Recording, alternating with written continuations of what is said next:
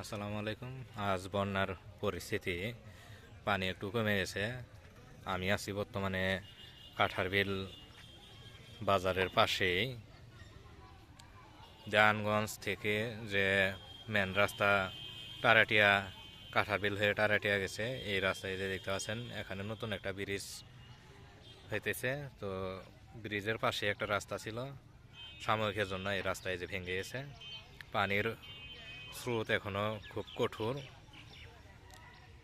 এই পাশে দেখতে পাচ্ছেন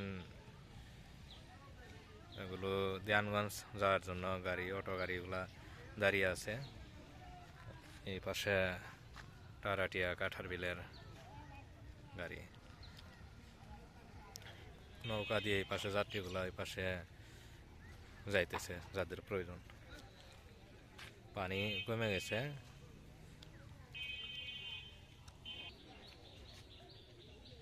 নৌকা রাখা আছে, এই নৌকা কোথাও যাওয়ার উদ্দেশ্যে এখানে রাখা হয়েছে।